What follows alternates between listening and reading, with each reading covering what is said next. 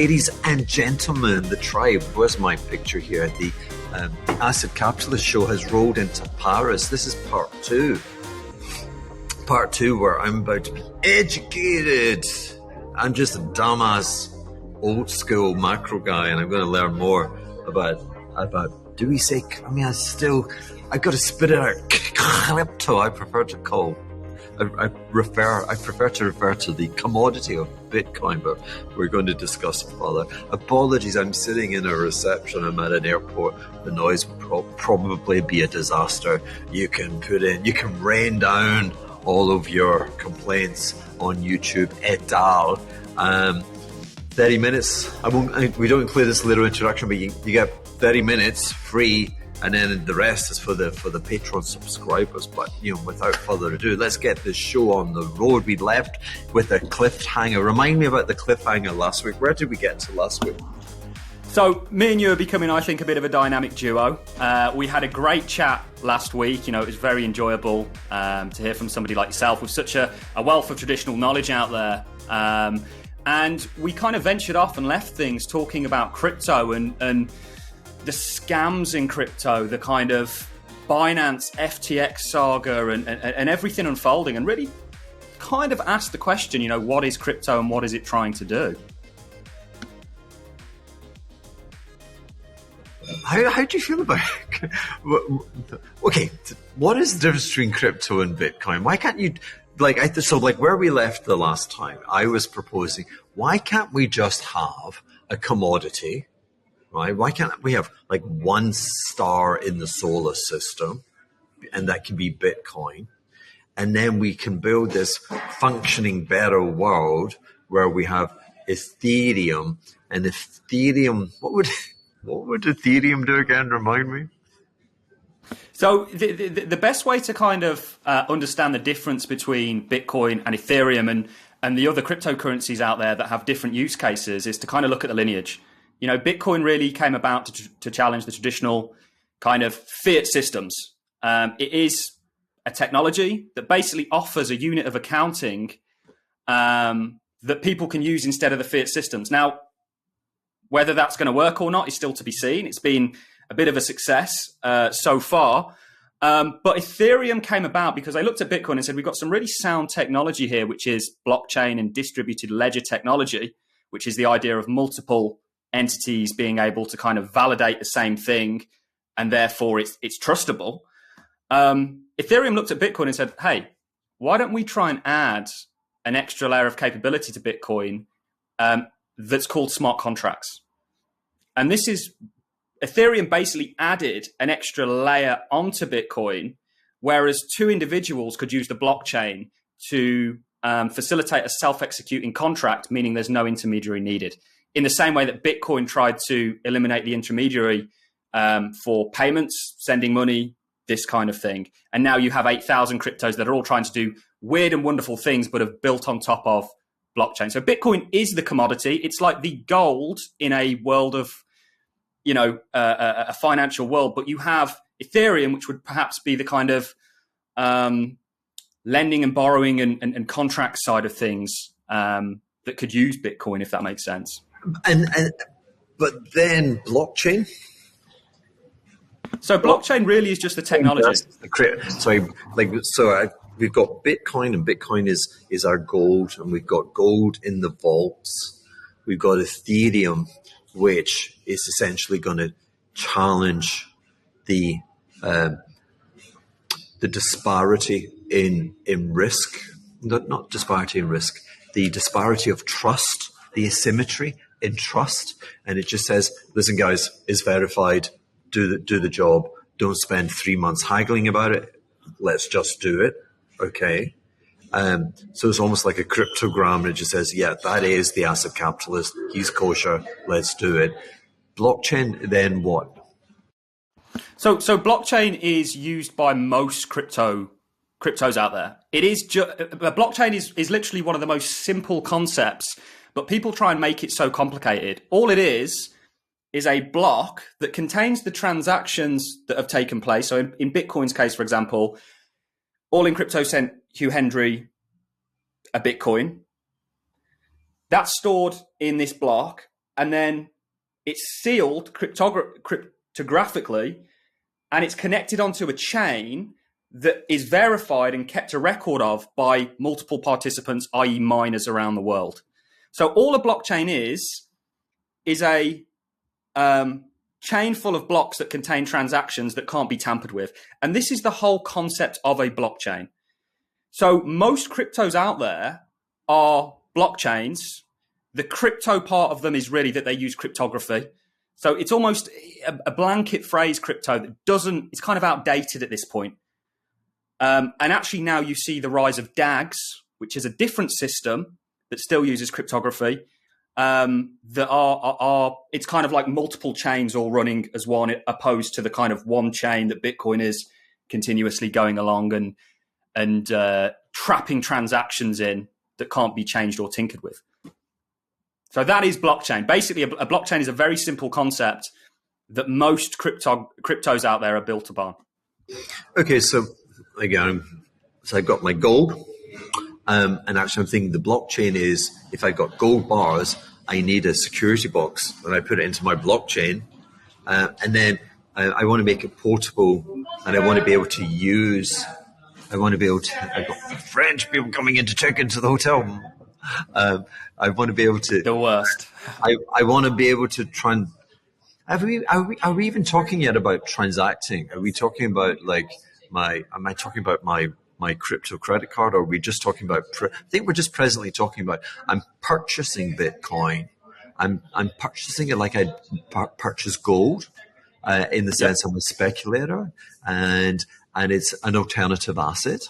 And it's a very, very small alternative asset in a huge ocean of alternatives. So I'm purchasing it with the view that I want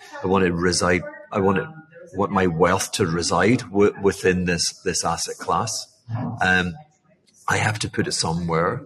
You could put it with a custodian bank, but you have the block, okay, and so it's held within the block. And then when I come to, hopefully, if I seek to realize and sell some of my Bitcoin at higher price, then that's a very, very simple process, because that's where the cryptography comes and it says, yep, done. Yeah. Yeah, somewhat. So if we use the analogy of gold, custody is part of kind of Bitcoin's philosophy, and it's introduced the whole idea of self-custody. So anybody can create a Bitcoin wallet and hold their own Bitcoin. There's no need for an intermediary to hold Bitcoin. You can create a wallet via your browser. You can have a hardware wallet, which is like it almost looks like a memory stick that will hold your Bitcoin. And every time you send, so the transactions that are involved in the block in Bitcoin's case are basically just who sent what to where. So AllinCrypto has a wallet. I send it to Hugh Henry's wallet. That's processed by the Bitcoin network, which is kept by thousands of participants. It's stamped, it's sealed, it's put in a block, and we know where everything is. Now, me and you have spoken a little bit off camera and on camera about just how that seems like a very simple process, but actually we know the banks can't even get that right, or many institutions out there, you know? So this is the kind of revolutionary features that Bitcoin has brought to the table. And Bitcoin really asks the question, what is money, which we know very few people understand, and what do we want it to do? Yeah. So, and again, because I want to move from the asset, the speculation with regard to its price, to wider and I think more interesting dynamics. But with the gold, I've never bought a gold bar. I did actually have I think in Zurich I had with UBS, I did have a safety deposit box, which cost me, I don't know, like $1,000 a year or something. And it was kind of fun, and James Bond going there and going down the elevator and stuff. Never bought any, just an empty box. But I did buy ETFs, right? And I still think I'd be more comfortable with regard to the speculation. I'd be more comfortable with the hideous BlackRocks and Fidelities and a Charles Schwab, and just phoning up saying, yeah, I want to put $1 million into your Bitcoin ETF. I like the price here. I think it's going to go up threefold. Does that offend you? No, not at all. I'm a very hard person to offend generally. And I'm a big believer that people should have their own opinions, and it's part of what makes the world such a beautiful place. If we all agreed on everything, I mean, imagine how boring that would be. Would that offend somebody who is like a diehard Bitcoin loyalist that's tweeting Bitcoin is life every day? Maybe, because you kind of take away the self-custody aspect and you introduced a third party, which was kind of the whole concept of Bitcoin in the first place, was to get rid of that. From a investment instrument, it makes a lot of sense. At the start of the year, here's some really interesting kind of news, if you will. At the start of the year, I looked at the fact that you had Bank of America, you had Fidelity, and you had BlackRock all buy shares in MicroStrategy, which we know is a company owned by Michael Saylor that holds Bitcoin. And the company's kind of, if you look at the MicroStrategy chart, it looks similar to a Bitcoin chart. Now, the only reason that BlackRock, Fidelity, and Bank of America bought MicroStrategy wasn't because they're believers in the company. It's to gain Bitcoin exposure. So actually, the reason that they don't buy Bitcoin is because it's not yet regulated in the US. This is why a spot Bitcoin ETF, we already have futures ETFs that don't need to be backed by Bitcoin, is just such a big deal, because it gives, and this is the exciting part for investors out there, you are getting the opportunity to invest in an asset, which I believe it is, that hasn't even been allowed to become an asset yet. And just like with gold, I think gold's first ETF, was it in Australia, perhaps, or it could have been Canada?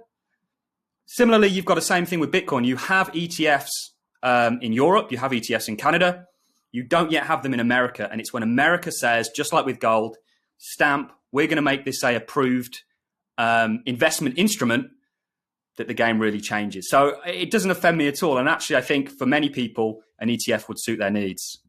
Yeah, and I think I agree, and I'm glad to hear you say that. I think it will be the launch pad, actually, for all of the more esoteric desires and ambitions for moving from a store of value to being transactional based, and how we could maybe change the world.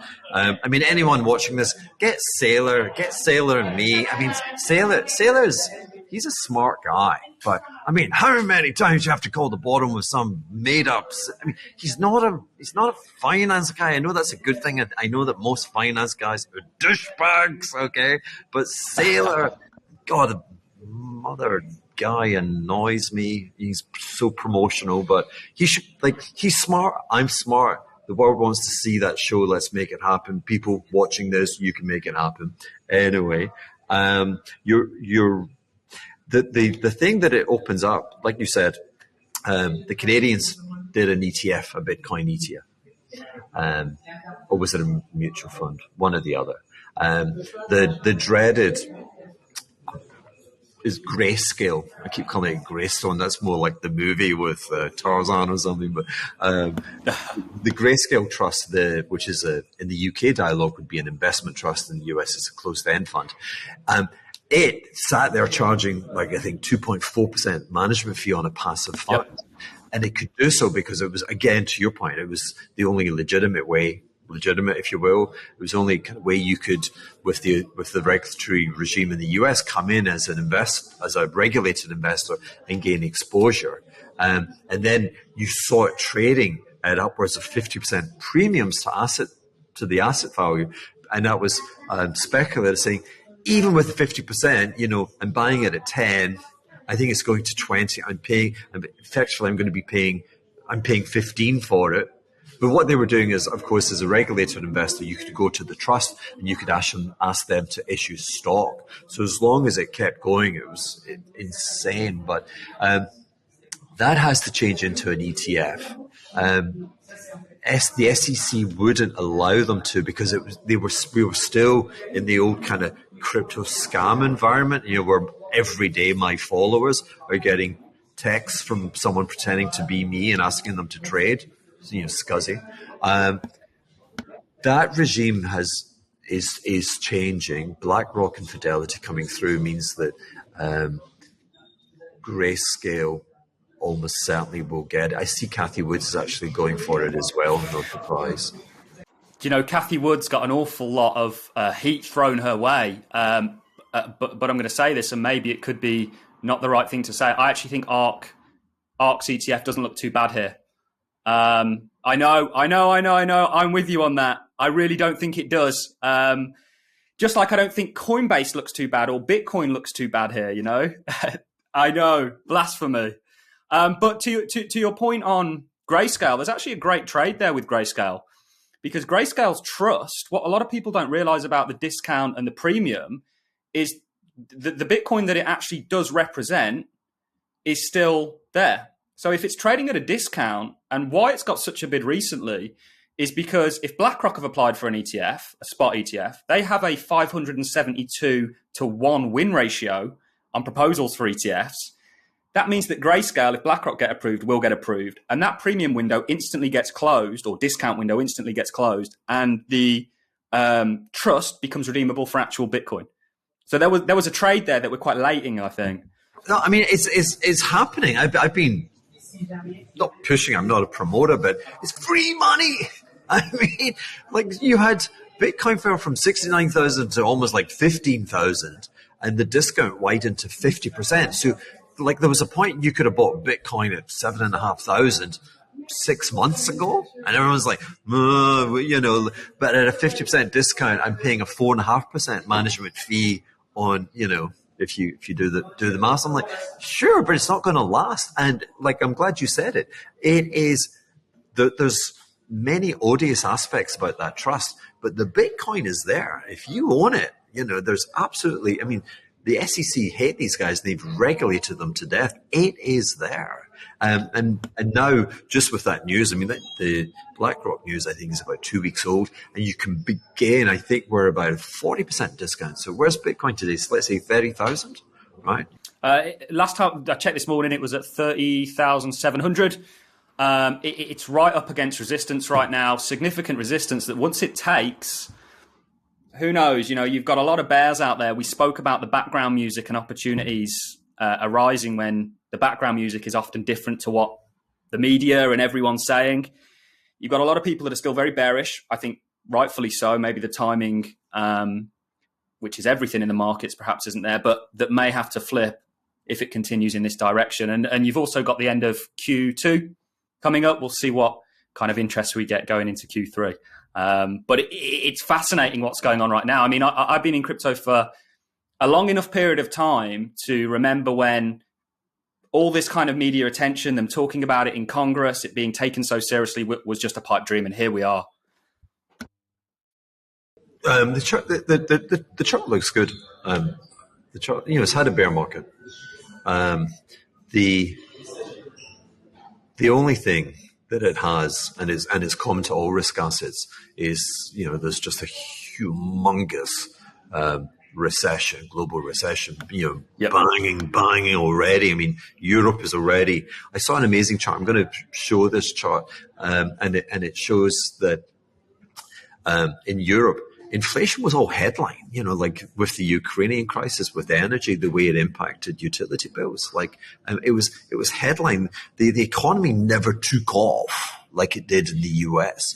Like German GDP is now below what it was at the end of 2019. I mean, that is extraordinary, right?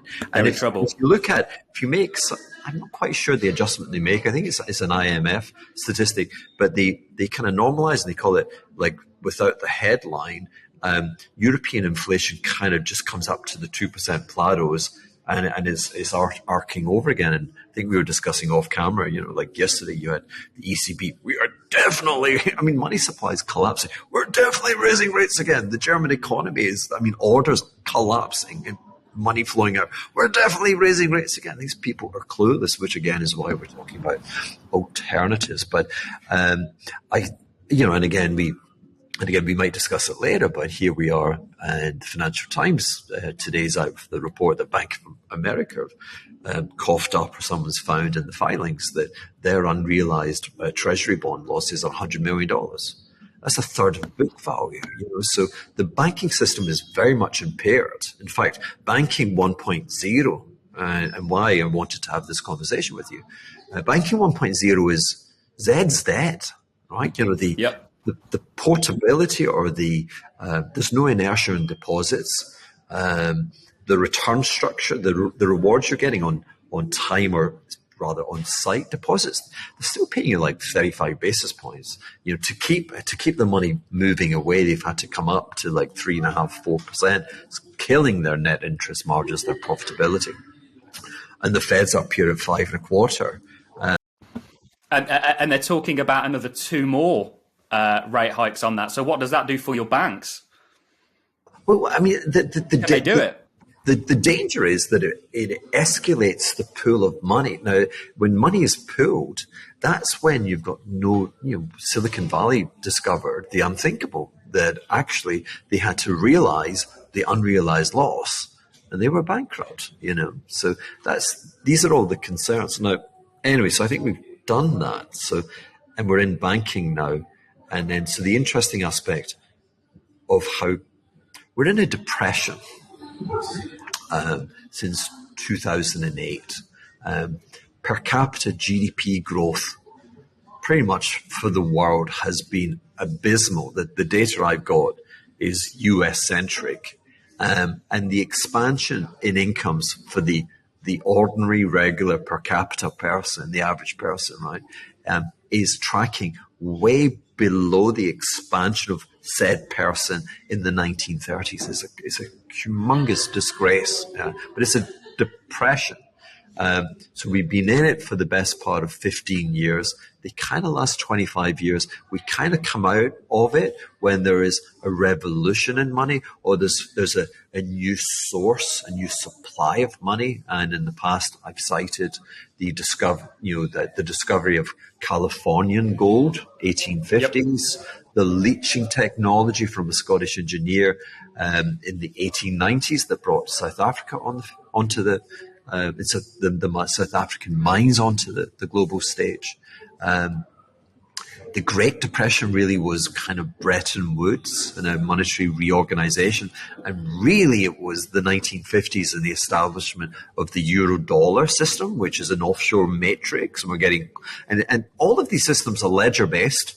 And so the next point might be, I've said before, maybe we've taken government out of money. That's the euro-dollar system. The Fed doesn't regulate it. The Fed's like, I'm not interested. Like, this little regulated component takes up all my time. This enormous thing, I'm not interested in. So we've taken the government out of banking to a degree. Is the next stage, is banking 2.0 all about taking the banks out of banking, right? Saylor likes that quote. He's used it a few times. But, and what I mean by that is, and we discuss this the last time, the laborious process I had securing a mortgage from a French broker, where I literally had to write 1,000 times, I promise not to default on this loan. And it was the information asymmetry, the lack of trust, that when we come back into the technology that you can help us explore, that goes away. That actually, so fiat and with a bank, the process is cumbersome. The process is risk averse. Loans are not made, okay? And so you're damming up liquidity, you're damming up the functionality of money. And when you do so, you dam up creativity and business opportunities.